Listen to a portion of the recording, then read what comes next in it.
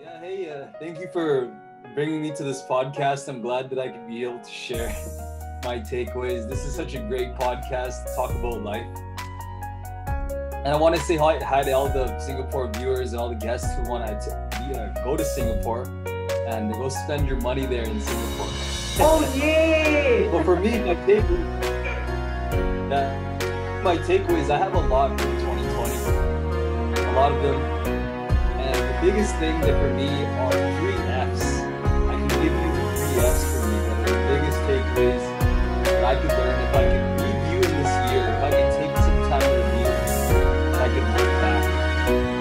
I find that I need to do that sometimes to really learn.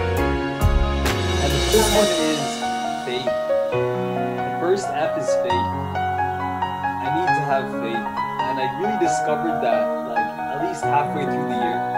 Because look, not to go too much deep into it, but we've all been touched by things that are happening in the world. We've all been touched by different things, getting sick, also separated from their families, and businesses are shutting down. We're being forced into some sort of change in our lives. And the biggest thing that's forced me is having faith during hard times. Right when like coronavirus started, I actually moved from my city and I moved to another city in Canada, from Calgary to Vancouver. And during this time, it was very scary. I had spirits telling me I need to go west, go towards the Pacific Ocean. I need to go west. I didn't know where I was going.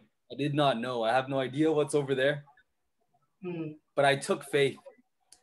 I believed in myself. I had faith in where I was going and my compass. So I just packed my car and I left the city. No, it was scary. Even driving through the roads, it was weird. It was during this time. I was driving through the mountains, and I thought my car was going to break down. Car was going to break down in the middle of the mountains. And in Canada, there's a lot of mountains. Wow. But during this time, we actually grew a massive marketing agency. So I'm the founder of Leads on Demand, which is we do outbound lead generation. And so me and my business partner, she's a big influencer. Her name's Brittany Michaelchuk. She's a Canadian here in Canada, and we started a massive business. Yeah. And during this time, there was a lot of doubt. Like we made a bunch of money. We've already hit 6 figures, and we had a bunch of employees that were relying on us. Yeah. We had about 10 staff that were relying on us every day. Yeah. And there was just a lot of doubt, a lot of fear. There was a lot of, uncertainty. It was harder to get clients in the beginning, especially during COVID. And when I moved into a new city, I needed to have faith. You know what I mean? Like moving to a new city, having faith in what I'm doing, where I'm going, and faith that I can conquer fear. Yeah. Moving to a new city, like, have you ever moved to a new city, Vicky? Yeah, I have. I've moved a little bit to China, communist China. I stayed there for some years, and I moved to France, and I stayed there for some years. Wow. Yeah. Okay. So I would like to know about your journey. Tell us about this journey. At which year, at which month it was, and what kind of you must have been looking at some figures, some numbers, right? People are tracking the numbers, and people are listening to the announcements and the news. It must have been like things that triggered this fear. Tell us about that. Tell us the context. Yeah. I think you know what I'm trying to say. Yeah, I know what you mean. Yeah, so in the beginning, I remember people started talking about this virus. Yeah. In like March. I was living with my business partner, Brittany. We were in our condo together. Yeah. And we were she's a good friend. we were hanging out inside our apartment, and everyone was talking about it. And I was like, what is this? I don't know what it is. At first I didn't care. I'm like, I don't care about this. Like, this doesn't even matter. Like, doesn't affect me. Yeah. And I was just focused until it started popping up on the news, and my family called me. And my business partner suddenly panicked. She was like, Yeah. oh my God, we need to lock our doors. We need to stay home. We need to not let any guest inside this house. We need to stay away. Yeah. And even back then, I was just like, who cares? Like, I'm safe. Like, I'm healthy. I'm in a good shape. Yeah. Nothing will ever crush me. Yeah. And So I that remember was our sometime first in trip. March. So that was sometime Yeah, in March when it was at the beginning when people did not take it seriously. And I think it did not register, the reality did not sink in because it's something that is so far away and nobody have ever, have this kind of experience. I agree. So that kind of that kind of explains, that people were not taking it seriously because it's new to everyone. And it's something that human was able, before the pandemic, was able to control a large part of their lives. People Yeah, are like being thrown into the fourth industrialization. So people are just moving and moving. So it's understandable a lot of people were not taking it seriously, not because they wanted to be a negligent, but rather I really feel that it did not register. I was talking to my neighbors, etc. And in this part of the world, in Hong Kong, Singapore, there was a SARS case about, I think, 9 or 10 years ago. However, people were alert because of some of the past experience. yeah, However, but when the severity of this sunk in, when it was announced as a pandemic, I think that made the difference. And but even then, because Canada or America, you are pretty much living in the like huge land. You don't even see a soul down the street. no, Canada is not just like a barren desert. It's Yeah. it's a city. Like it's like Singapore or Hong Kong where Okay, you're there's talking people about, like yeah, Vancouver, cities and stuff. Toronto, etc. Yes, tell us. Yeah, plus. Tell us your this journey. I'm sorry. This will be edited out, don't worry. Tell us about your journey. Then you were driving and then you started to move. I would say at first it was okay. At Mm-hmm. first it was all right. Yeah. When I first moved there, I was secure. I was like, okay, I'm good. I was financially secure. I was like, Yeah. the money was coming in with our business. We were Yeah. leading our teams. It was Yeah. great. Like, I moved to a new town. Yeah. But a couple months into my move, it got really uncertain. Yeah. I realized it was harder to get a client.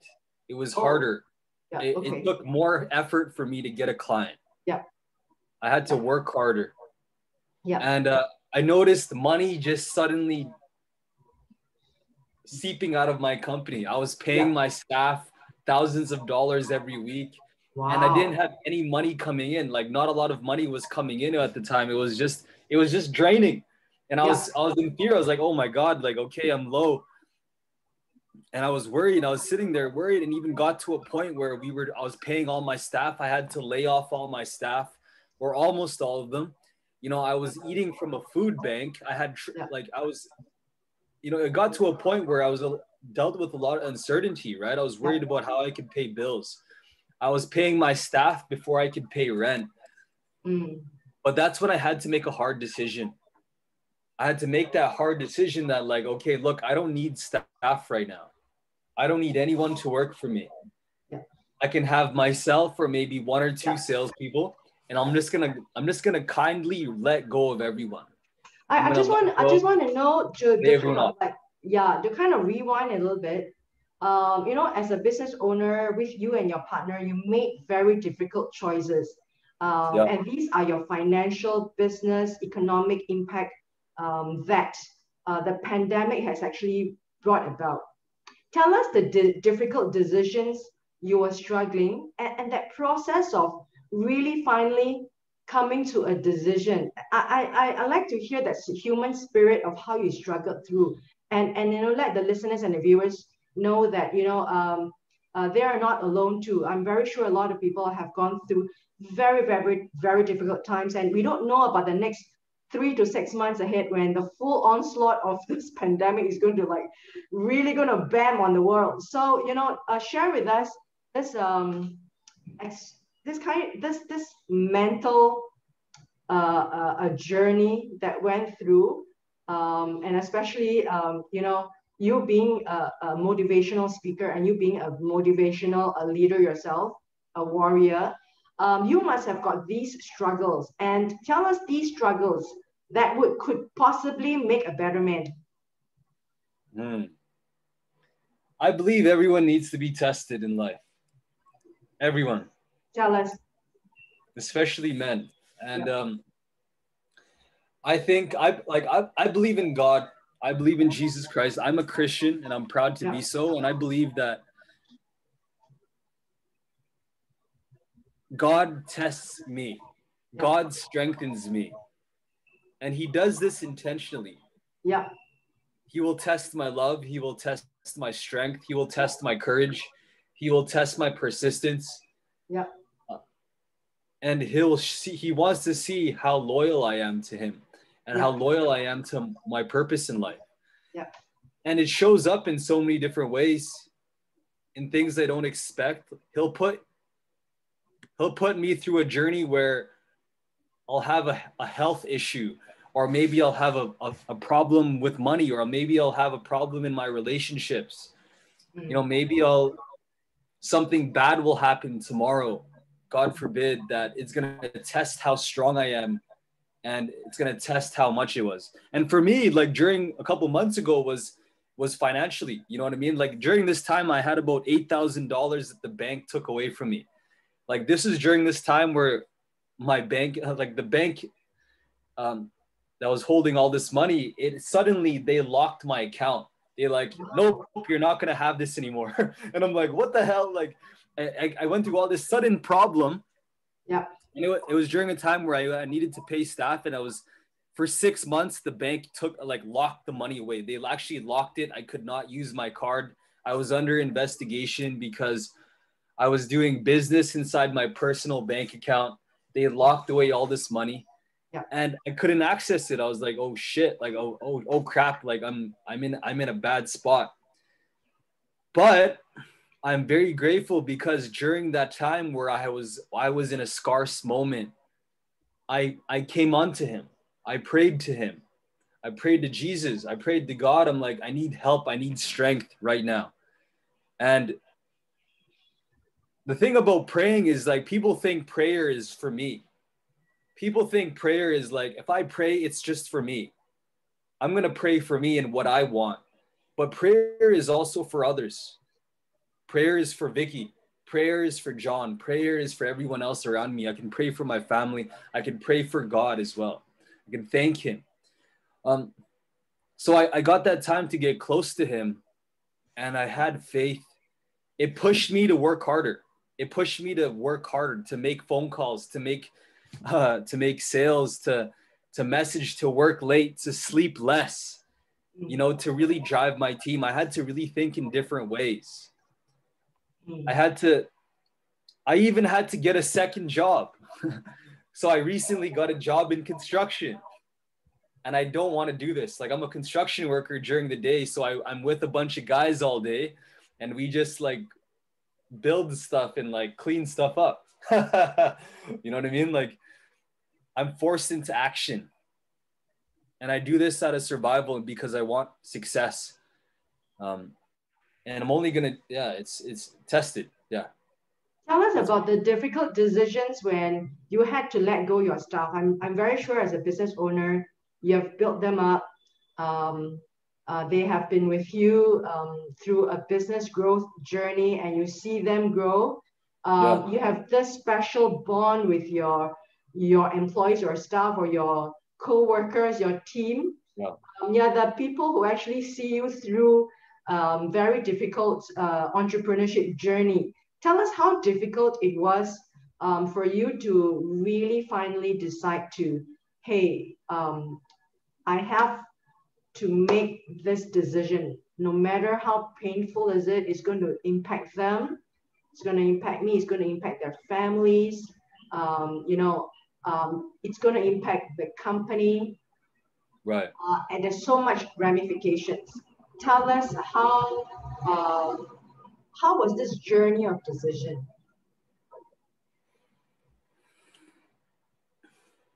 It must have been really painful. I'm sorry to have like pushed this button. But I'm very sure a No, no, lot I'm very of grateful. people and yourself would have like grown so much out of this. I learned a lot. I basically learned a lot about what's important, or what do I need to do to sacrifice for the mission. Tell us. You know, I came to a moment where, like, okay, I was paying a bunch of money to my staff. Like, I had about 10 staff in the Philippines. So, you know, they worked with us all the way in the Philippines, and I was paying them their virtual assistants. They're amazing people. We got really close. So every Monday we would have a team meeting, and we would get to know each other every Monday. We had meetings every morning. We became so close. We became a family. We've cried together. We've experienced trials together. But I came to a moment where I need to make a decision, just like a general in war, about to send his soldiers into battle for them to die. And the general knows that they're going to die. Sure. The commander knows they're going to die. He's like, okay, I know they're going to die, but I need to take action. I need to do something. Because if they don't leave, or if they don't go into battle, the mission will not be completed. The country will not be saved. So I thought about it that way. My business will fail if I do not let them go. I Tell need to us. let them go. Tell us, did you do it over like a period of one day, a period of a week, a month? It must have something, some events must have triggered it to really take this action. What event was that? And the journey of how many days it took? For sure. Like I've already told you, it's already like we've already did this. We The biggest trigger for me was I made my last payment to them. I was like, okay, we realized, okay, look, I had to borrow money just so I can pay the staff. I had to ask, like, I think it was my family or one of my mentors. I'm like, look, can you lend me some money so I can pay my staff? Yeah. I need this Yeah. last payment. Yeah. Yeah. And from that, I'm like, I realized, okay, look, it's time to let everyone go. Yeah. Okay. The biggest problem that entrepreneurs face is like sometimes they hire prematurely. They hire way before they can. They get too cocky. Like it for some, like, you know, my mistake when I started is like when I hire people, I felt good. I felt like a boss. Like, oh, I have staff and I felt great. It was part of my ego. That like, okay, if I have staff, that means I look like a boss. I look like a leader. But it's not important. It's not. It's like, am I trying to look cool? Or do I want to have, do I care about my business?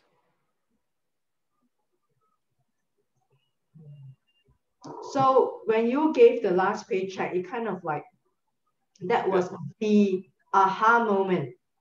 The aha moment to say that I need to take action. So from the aha moment to the action of like really telling them and letting it go, how long did it take? It must have been a struggle during that time. 24 hours, 1 week. It first started off by I laid off one person and then another person. And then all of a sudden one day it's like, okay, boom, we're done. Okay. Yeah. Understood. I told everyone, boom. Sorry. Yeah. That's it. I'm sorry to have brought this. You know, I really appreciate you sharing this. But you know, Kevin, I have heard of stories about people being laid off, and you know, the first people that were laid off are the people in the aviation industry. Can you imagine the aviation industry, and which is still in lockdown? I mean, all the planes are parked somewhere in the deserts. Can you imagine that? Thousands and thousands and hundreds and thousands of planes that is just traversing the globe every second. They stopped, you know, and the people who are just working at the airports, they had to be laid off. Then the stewardesses had to be laid off, and then the pilots had to be laid off. I mean, there are stories in Singapore. I think there were about, I think the first layoff was about 4,500 airport staff, and after that, the news kind of like drip, because I think not many people wanted the news to come out because it was too demoralizing. But you know, about 4,500 people were laid off from the airline industry, and I'm talking about those people who are directly working in the planes that you have to have them to operate the planes.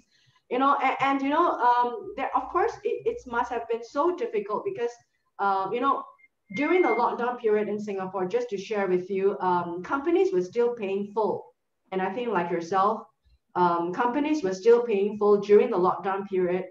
But you know, when the Singapore first lockdown kind of lifted, the period was on the 6th of April to the 1st of June. So people were still being paid. And thereafter, people were still being paid the hardship resilience money, you know, that goes into the banks. But you know, after hardship that, money, so they actually had that? No, they call it resilience fund. So you do have some checks coming in. I think many countries do have that. I spoke to many different countries, but you know, that only lasted for like 2 months or 2.5 months. But then the reality kind of set in, right? Because people were hoping that this would just last for a few months, right?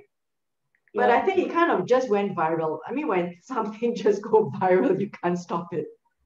So the people who laid off were the pilots, and then the news came out. You know, certain news came out that you know, these pilots, because their skills were not transferable, right? And they were like paid like tens and 20,000 per month, and you know, when they're laid off, and I'm sure they were well off before, but you know what do they do? And there's this thing about, like what you say, their ego in check. You know, people were trying to check not only men but women too, homemakers, home bakers. There were news that pilots were doing Grab drivers, Grab deliveries, even in Singapore. And there were hostess, air stewardesses. They started to volunteer in hospitals, and a lot of them are taking on new jobs in the hospitals. They're taking on new courses. People have this sudden pivot. I think they're being thrown. And I'm so glad that you're sharing this so honestly, because there isn't enough of this voice of the people that is out there in the open. Either journalism has died, or either there's a lid on journalism, or either the journalists are just being kept indoors. You know, news out there about real lives of people during this period of 2020. And I'm sad to say, because what I hear is, yes, government bailouts, important. When you're going to get the money? Yes, pandemic precautions, which I am you know, I'm a champion of, you know, telling everyone to put on your mask. You know, it's a lot of discipline. It's not something that people like. I mean, a lot of news about that, a lot of news about viruses, but not enough news about how people are suffering indoors.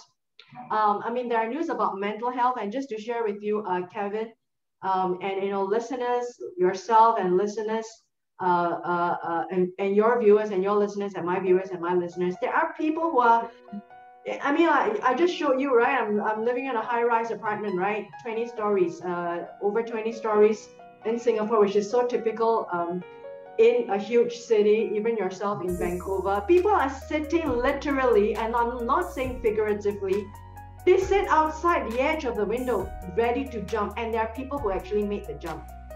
Sad to say, there are people who did that, because this onslaught has brought people not only to the edge of mental sanity, which of course is a huge issue because it kind of manifested throughout the world.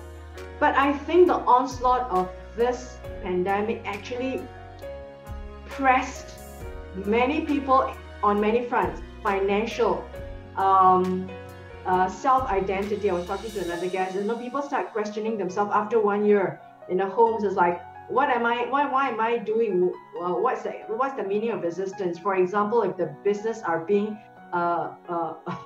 you know, the businesses or the jobs are being taken away. There are, I've spoken, you have to, and to plug in to your viewers and my viewers and listeners, you've got to really listen to my 25 episode of the global pandemic, where I interview people all over the world. people who to tell me about their husbands lose their jobs. And for 3 months or 4 months of lockdown, it was so difficult for them because suddenly they just went off tangent, and the relationship also went off tangent because the financial and the career, which were the cornerstone of a lot of us, which still are, without the money you can't live. It just, when that kind of like collapses and implode within the four walls, and I'm really talking literally, it's imploding, and people start